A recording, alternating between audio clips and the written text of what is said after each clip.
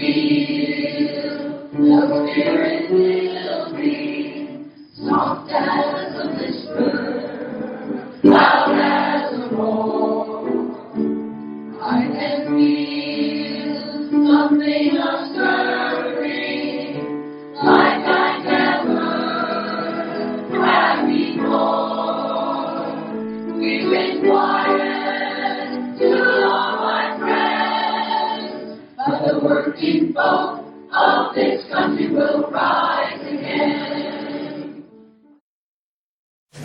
I'm David Williams. I'm one of the co-conveners of the CARA CAT, that's the California Alliance for Retired Americans CARA Action Team here in San Francisco. And once again, I'd like to welcome you to our Schools and Communities First Forum. How many people here don't know CARA? Only a couple, good. That's good. That means I don't have to tell you as much about it. First, I want to make sure that everybody has materials with them that were on the table, on the chairs rather. And there are more materials on the back table to grab as you go out. For those of you who may not know, CARA is a statewide organization.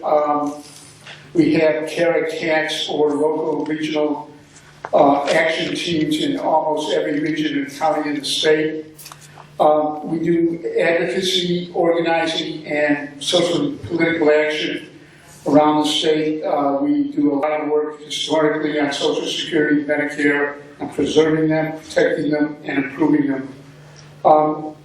CARA or the California Alliance, is part of the Alliance for Retired Americans, which is sort of the mother lode in Washington, D.C., which is, I think, affiliated with the AFL. But we represent in California union members, union retirees, a lot of community-based organizations, individuals, and people from faith organizations. As I said, about 1 million. Regarding what we're about today, is CARA is very interested in the Schools and Communities First Act because we helped actually gather signatures so we could put the initiative on the ballot. It actually qualified this year, but because we think it's going to probably have a better chance in 2020, we're putting it forward to 2020. Hopefully, this will be a very informative session for you, and that some of you or all of you will take it back to your organization, to your union, to your retiree group, to your church, to whoever, to your neighbors, and tell them all about it, that this is how we're going to get funding that we lost many, many years ago with the passage of Prop 13. The agenda for today is going to be first Ben Green from Evolve, and I hope he will tell you what Evolve stands for. Will come up and talk to us about the Schools and Communities First Initiative. He'll be showing a PowerPoint and talking about it and why we should support it. Then Jody Reed, the director of CARA, who's in the back signing you in, who many of you know, she will be asking you all to take action and have forms for you to sign to commit to getting out there and helping us organize around this issue, because it's going to be a very tough fight. There are billions already being put forward against it.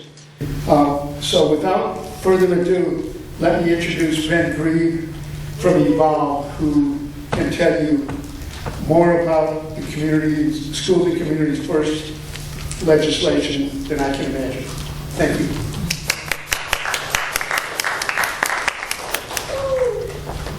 Good afternoon. How is everyone today? Excellent. It's great to see some friendly faces here today. My name is Ben Grief. I'm the campaign director with Evolve California. We're actually based right here in San Francisco, only a couple blocks away. We focus on increasing funding for public education in California because I'm sure some of you are aware we're in the bottom 10 in the nation in education funding, and that's completely deplorable. And we have been working on this issue around reforming the commercial side of Prop 13 for the last 6+ years. Because when we talk about education funding, this is something that is very linked to education funding. The idea that 40 years ago we passed a proposition that cut education funding overnight by about 1/3. So I've been really excited to be partnering with CARA on several presentations and working up a PowerPoint presentation to show you all here today, but also this is a presentation that we've been working on and have had other CARA members from across the state give to their local chapters and areas. So I'm really excited to be here. And I want to jump in. The most important thing here, I found the clicker. Excellent. So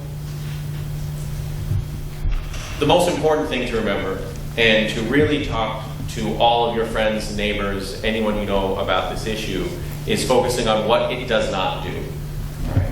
So the Schools and Communities First initiative, as was mentioned, will be on the November 2020 ballot. And it will reform Prop 13. Now I say reform, not repeal, because it will leave all protections in place for all residential properties. So that's any homes, any apartments, any Airbnbs, any vacation homes, any mobile homes, any residential property you can think of will be protected under Prop 13, under this initiative. Does anyone have any questions about that? All right, excellent. This is the most important thing because there's a lot of misinformation out there. The opposition has already started sending out flyers. Has anyone got anything in the mail? Okay, so we've seen some of this already, right? Trying to scare folks. Right, trying to lie to them and saying this is going to affect your property, and that could not be farther from the truth. So, really important to remember that. The thing about Prop 13, it was passed to protect homeowners, but ironically, it actually has benefited large commercial property owners the most, and that is because homes in California change hands roughly every 10 years, but some large commercial properties rarely, if ever, change hands. And so their property taxes are never reassessed. And so we had a situation back in 1978 when Prop 13 was passed where we had a lot of commercial properties that still exist today under the same owners. Right? Whereas homes, we've had that much less frequently. About 55% of property taxes were paid by residential properties back then, and about 45 were paid by commercial properties. Today, we can see the split is 70-28%, right? This is what we need to change. And so when I say Prop 13 to folks, what comes to mind? You just shout it out. Grandma. Grandma. Yeah. Yeah. Anything else? Howard Jarvis. Howard Jarvis. Great. Who's familiar with Howard Jarvis? Oh, yeah. Oh, we remember. Okay, great. Excellent. This is a great audience. And it's still on the stuff that's being said. Exactly. He lives on forever with the Howard Jarvis Taxpayers Association, right? And so we're talking about Howard Jarvis. We talk about grandma, right? And we focus on residential property. We don't ever think about the commercial side of Prop 13, right? Because it was never really talked about in 1978. It was.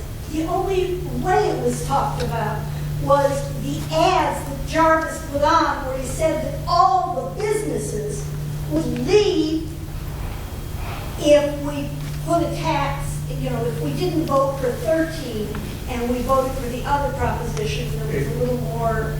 Right, which is what we're all going to hear again next year as well, right? But what we need to be telling people, and we need to make sure everyone is aware of it, Prop 13 is about much more than just residential property. This is the breakdown here in San Francisco where the property tax split between commercial and residential back in, prior to Prop 13 and where we are today. So you can sort of see we've had a big shift in where the property tax burden is on, right? It's more and more on homeowners and less on commercial properties. So how's this possible? Well, like I mentioned, and I'm sure folks know here, property taxes are based on the purchase price of your property, right? So if you bought your property for $100,000 40 years ago, you're still paying 1% of that off that $100,000 price, right? And so large commercial properties, right, who rarely if ever change hands, are still paying property taxes based on what their properties were worth back in the 70s. Right? And so there's some examples of that. The biggest one is Disneyland, right? Who here thinks Disneyland is going to move? No, nobody, right? They're not going to move ever. Their theme park is going to be in Anaheim till the end of time.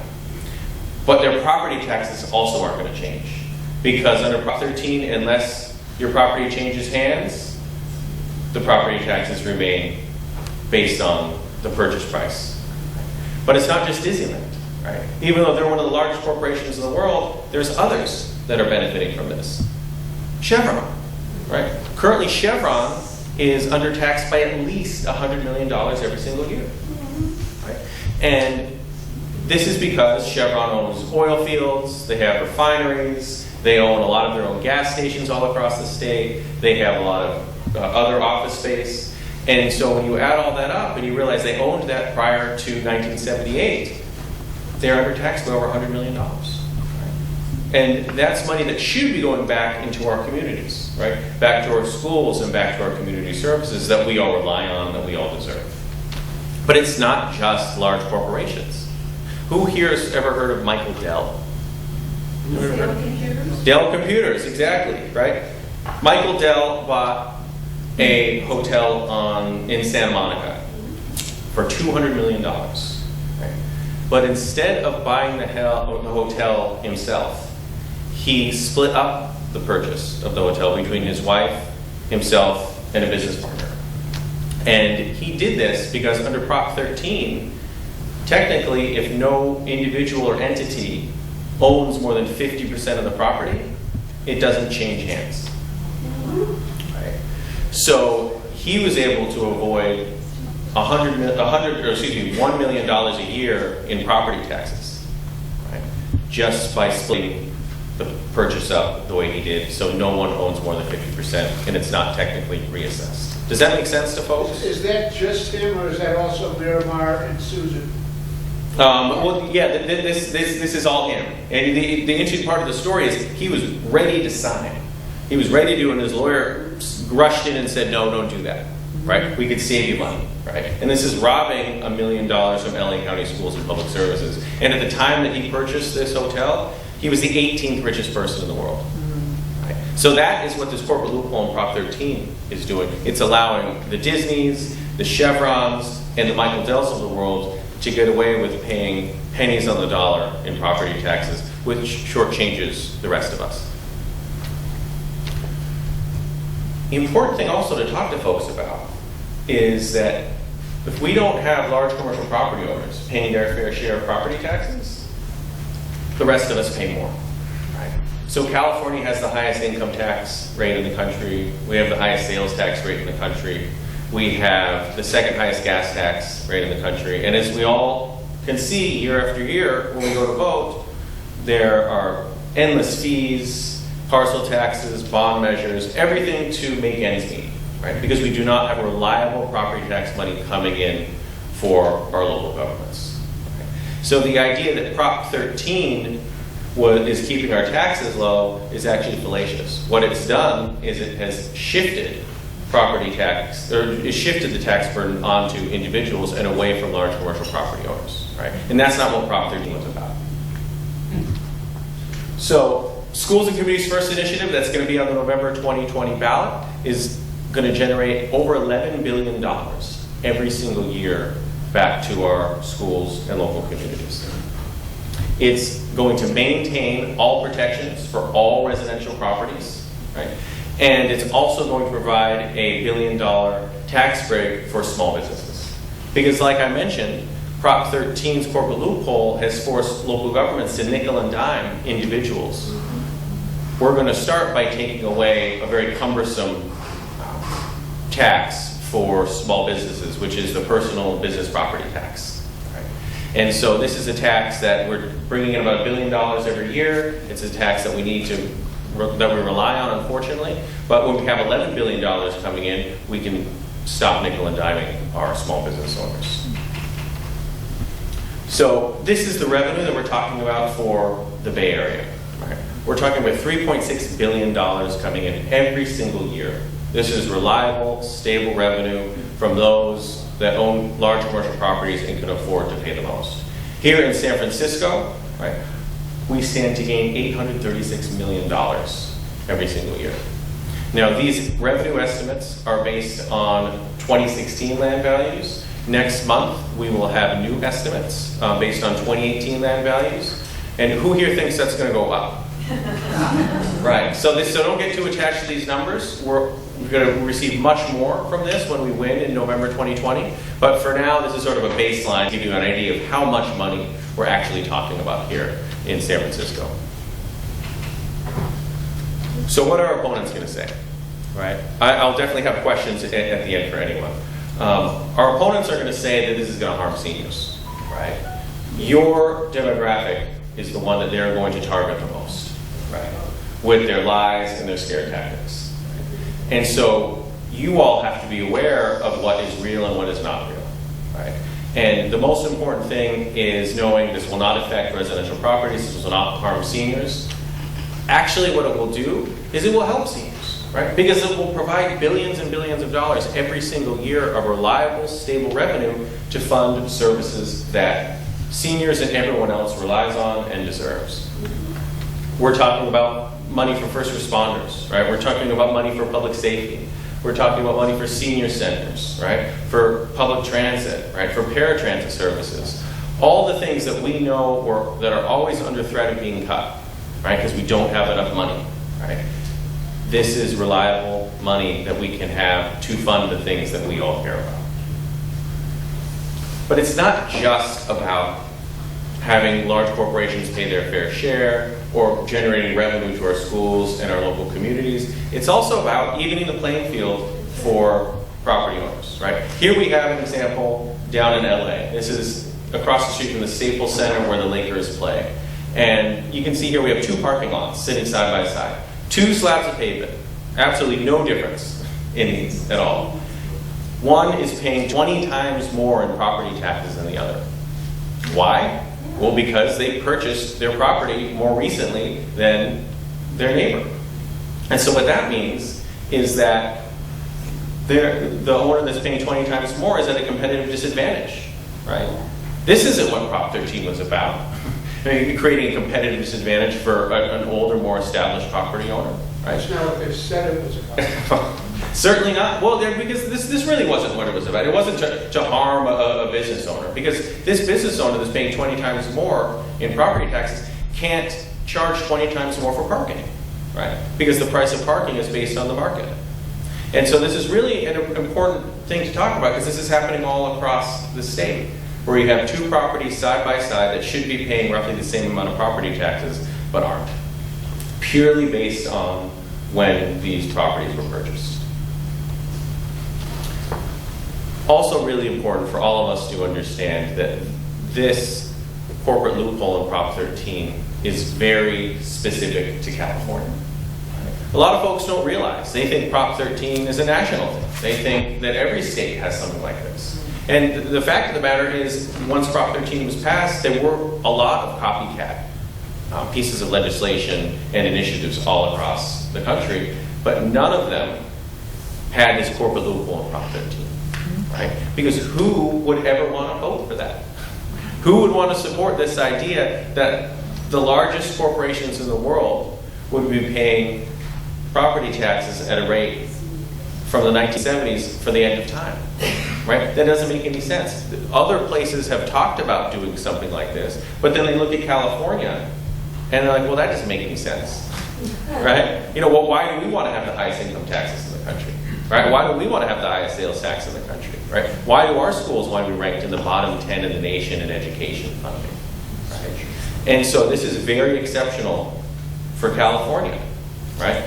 All Schools and Communities First is working to do is to put our state on par with how basically every other place in the country taxes commercial property. So when you hear from the opposition that, oh, this is some out there idea that is coming from the progressive Bay Area, you say, no, this is what Alabama does, right? This is what Texas does, right? This is what Oklahoma does. That's all we're working to do here, is just put us on par with the rest of the country. Oops.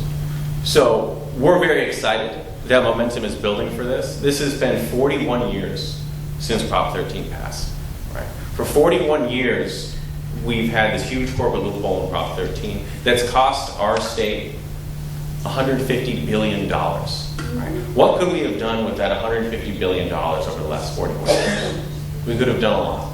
Right? Think of all the things that we could have funded for that. And so now we have a huge coalition that Evolve is a member of, that CARA is a member of. Hundreds of organizations across the state are behind this. And we're really excited because now is the time.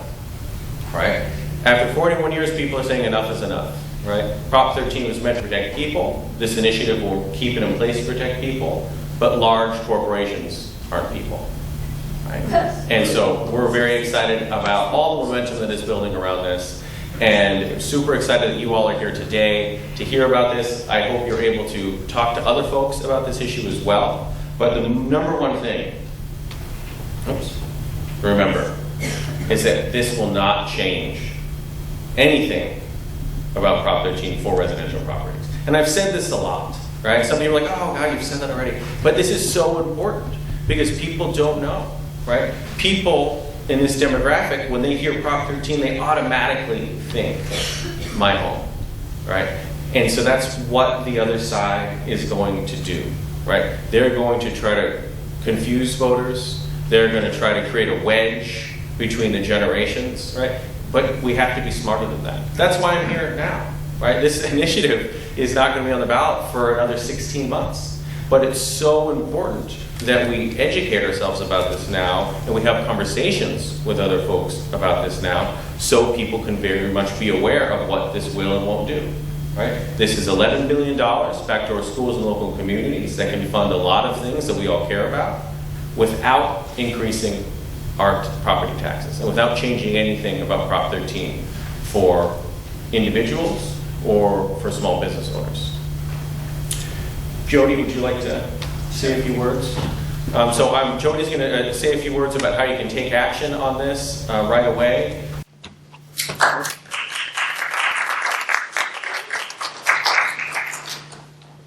Hi, everyone. So it's good to see all of your smiling faces, some of whom I haven't seen for a while. So it's kind of like a little reunion here, which is great. The timing is perfect because we have a lot of work to do. So as Ben said at the beginning, the opposition has already started, and some of you raised your hands saying that you've received letters starting to scare you, saying they're going to come for your property taxes next. And we've been collecting some of those, and they're very tricky. So the last batch that I've got, people actually gave me the envelope that they came in, and they're very sophisticated. So they're going through property tax files and looking for senior homeowners. And on the mailing label, you can see the lot and block number. So this is a very targeted campaign, first to senior homeowners. They merge that list with voting lists because there's also a precinct number on this label. It's very sophisticated targeting that's happening all over the state, not just in San Francisco. And the target are seniors. Because when I talk to my kids who both just graduated high school and are public school kids and are moving on, they don't know what Prop 13 is. They weren't born when Prop 13 was passed. And they have no idea that this is what has caused their schools to struggle and that has forced them to sell candy bars and wrapping paper their entire school life. And I have so much wrapping paper that I could wrap the entire Christmas for the state of California. I mean, and that's a direct result of the fact that our schools have lost a lot of funding since this was passed, but also all of our other community services that every year during the budget fight here, right across the street, we're screaming for more money to go into home care, to paratransit, to public transit, and we're, robbing from one pot to pay for another just to keep the public services that we depend upon funded. So our folks are the ones who are going to get hit over and over by the opposition, scaring you into thinking that they're coming for your property taxes next. So Part of the reason we're starting this so early is that we need to talk to everybody. And that's where we need your help. So you all should have gotten at your seat some materials which include lots of stuff, frequently asked questions, which we're going to go over in a bit. But this green card is really should have been printed in gold because this is gold to us. What we are asking folks to do is to help us take this presentation everywhere we can. So if you have a book club, if you go to a group at your religious congregation, if your union retiree group meets, if your senior building has programs every now and then, if your senior center has programs, anywhere you go where you can gather a group of people, you can even invite your neighbors to come to your house for coffee and for a presentation. We'll go anywhere. And we need to go anywhere because I kind of see you all as the choir. You came because you know about this, you maybe had a few questions, but you're interested in learning a little more and getting your talking points together so that you could be a better ambassador for this measure. But we need to get to the next level, beyond, because those are the folks who are not getting information as frequently as you are, who are going to base decisions on things like the mail that's going to be nonstop, TV, advertising. There's a lot of money to, as you can see, that they've been hoarding for 41 years, to spend to oppose this measure. And so our best ammunition is you. So what we're asking you to do is think about where you go, where you might be willing to help us set up a presentation. So that we can, big or small, it doesn't have to be a room like this, it can be, like I said, in somebody's living room. If you feel like you want to be involved more specifically in the campaign, there are other things you can do. You can be trained to do this presentation. And we have a lot of different ways you can do this. So as I say all the time, and you all know me, I'm not a very tech-savvy person. Fortunately, I had an assistant helping set this up today. But a lot of people don't have a PowerPoint and a computer and an LCD projector to do this presentation. There's lots of other ways to do it. We can do it with real hard copies of these slides, and you can just bring copies and take people through it. There's a lot of ways to talk about this. We're going to do trainings around the state, and some of them you will be able to do by teleconference, so you don't even have to get out of your pajamas to be trained.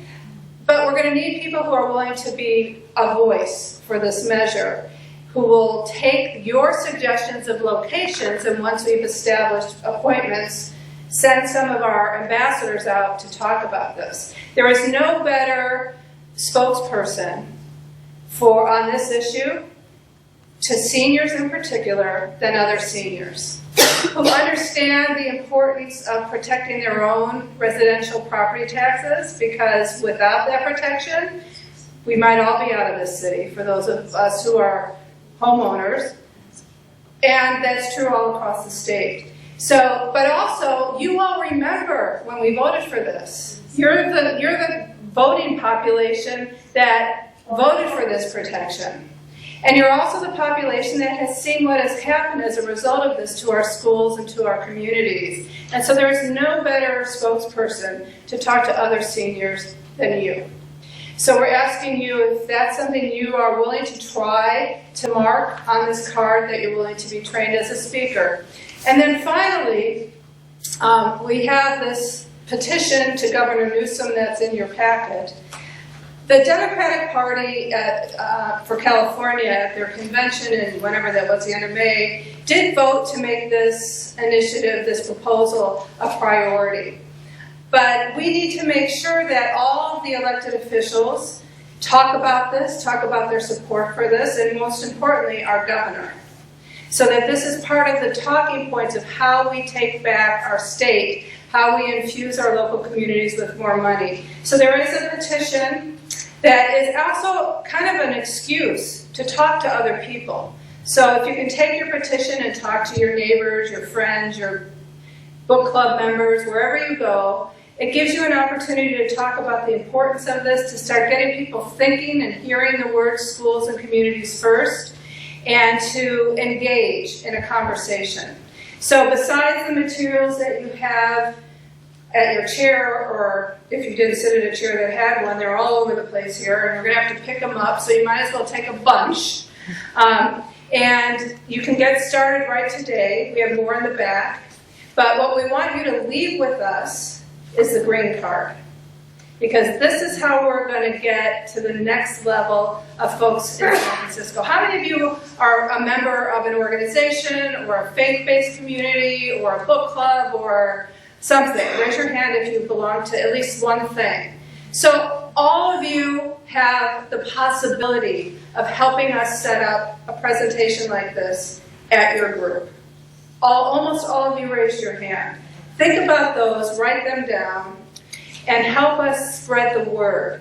If you know people in other counties, you have family in other parts of the state, we're going to be doing this same thing all over the state of California. So you might want to let us know about somebody who might be interested in Fresno or Rialto or San Diego, wherever. So leave these on the table where you signed in, and we will collate them. We'll make a list of who's willing to go where, and we'll start contacting you in the next few months to ask for your help to set up these appointments, and for those who are willing to be a trainer and a presenter, to schedule a training that you can participate in, so you've got all the facts and figures and materials that you need to do what Ben just did today.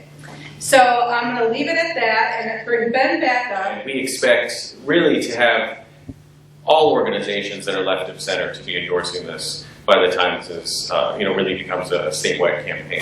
Because at the end of the day, it's like, whose side are you on? The question about the rents. A really good statistic to know about this is that the $11 billion that this will generate, nearly 80% of that comes from just 8% of commercial properties. So think about that for a moment, right? 80% of the $11 billion is coming from just 8% of commercial properties. That's because a lot of commercial properties have changed hands, right? They are new. Here in the Bay Area, we sort of understand, okay, all the land that Google's buying up in San Jose right now, they're paying fair market value of property taxes. Apple's second campus, fair market value of property taxes. Facebook's campus in Menlo Park, fair market value. Salesforce Tower, all of the new building that we have here is paying fair market value. It's only a small number of large commercial properties that have actually had their properties for 3 or 4 decades that are getting away with not paying their fair share, and that's where the lion's share of the money is coming from. So it's really important to know this will not affect all commercial properties or all businesses, certainly in the same way. The other thing is, if commercial property owners, if landlords are benefiting from this, they're certainly not passing on those tax savings to anyone renting a property, right?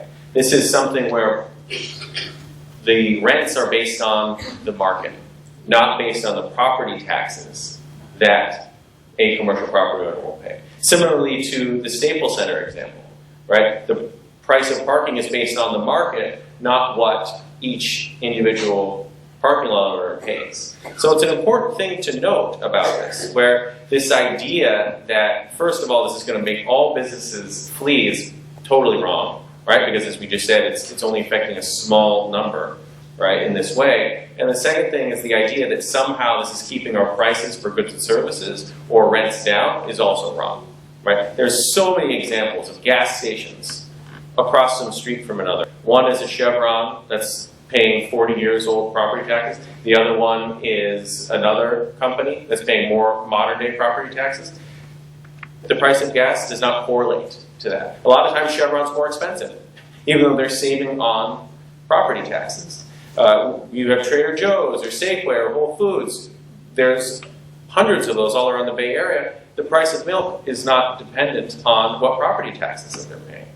So really important to remember this, because the other side is going to say, oh, well, this is the price of gas is just going to go up. Not true. The price of gas is dictated by a lot of other factors that are out of California's control. right? What's going on in the Middle East? What's happening with OPEC? What's going on with the other 17 oil-producing states? The price of gas is not based on the property taxes that Chevron is paying. And before we were advocating for changing Prop 13, and we were just talking about education funding in general, people would say, well, what about the lottery? So I think the first thing about the lottery is it brings in about $1 billion every year, right? $1 billion, right? And we have about a $70 billion education budget, right? Half of the money is going to go to local governments, right? That's to our cities, that's to our counties, that's to our special districts, right? It's a little bit different. Obviously, San Francisco is a city and county. But when we're talking about special districts, we talk about water districts or fire districts, right? When we talk about climate change and all the fires that that's bringing about, we are not prepared to combat that because we do not have the fire protection that we used to have. In East Contra Costa County, there were 8 fire districts in 2004. Today, there's only 3. And they have tried 3 separate times for a parcel tax, but that has not passed. Right? And so this is the type of thing that this corporate loophole in Prop 13 has done. Right? It has defunded our public safety. So half the money to local governments, and half will be going to our schools. And community colleges stand to gain about, or like over $600 million every single year. And that's real money for our community college campus. The other thing about small businesses is Prop 13's corporate loophole has actually hurt small businesses by incentivizing local governments to establish big box stores, right? If you think about Emeryville, right? Emeryville is all big box stores, right? And that doesn't help the small businesses in Oakland at all. But they're all big box stores because that's where the revenue is, right? If you need revenue and you can't get property tax money like you used to, where can a local government get revenue from? Sales tax. Right? And that's what we've been doing, is we've been chasing the sales tax. Homeowner privileges, apartment owner privileges, senior privileges, they all remain in place. This is just for the large commercial property owners. We know that this is going to be the most expensive ballot measure in the history of the country. Right? They have already pledged at least $100 million. They're going to spend more. Right? And you will see, I apologize, all the mail that you were going to see, all the TV ads, all the radio ads you're going to see, they're going to do everything they can to scare folks, which is, again, why we're here, right? And why we're working, why all of us working with CARA, why Jody was just talking about, it's like, we need to get the message out now. And we're not repealing Prop 13, we're not getting rid of Prop 13, we're just updating it. We're evolving Prop 13 for what we have today.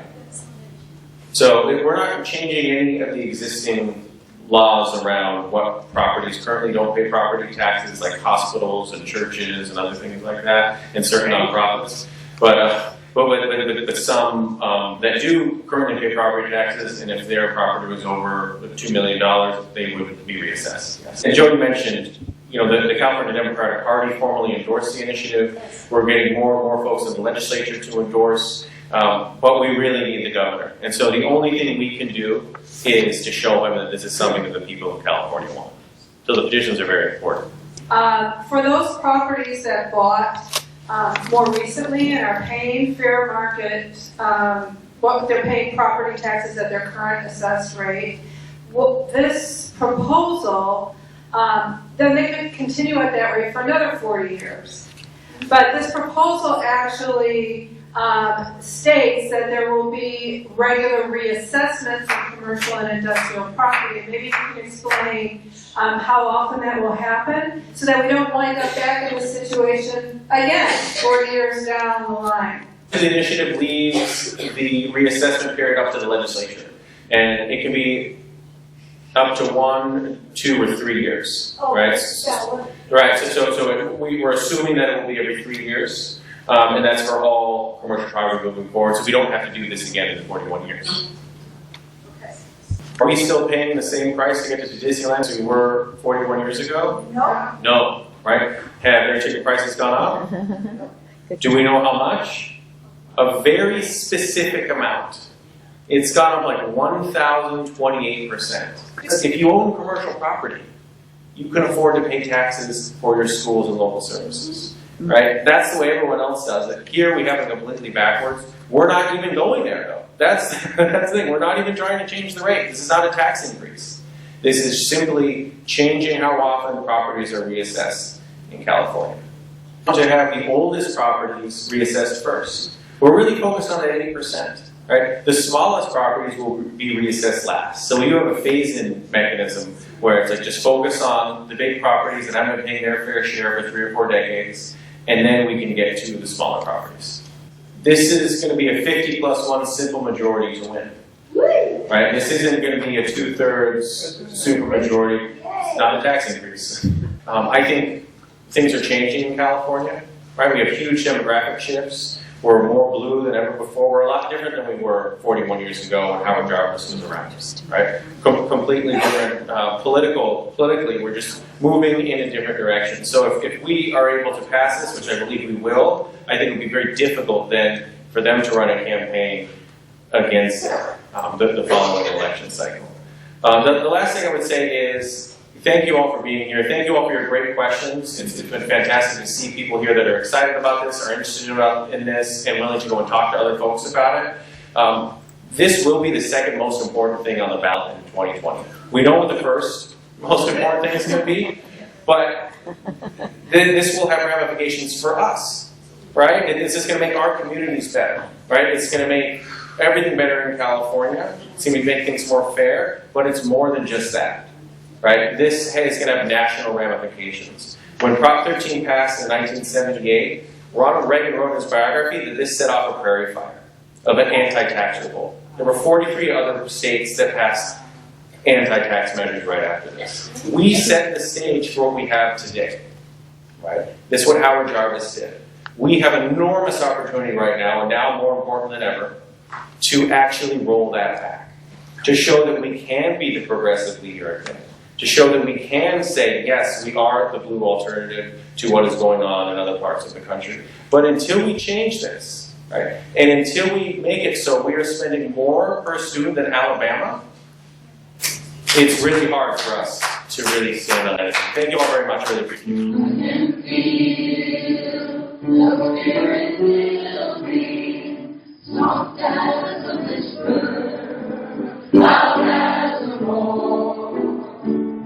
I can feel something of stirring, like I never had before. We've been quiet too long, my friends, but the working folk of this country will rise.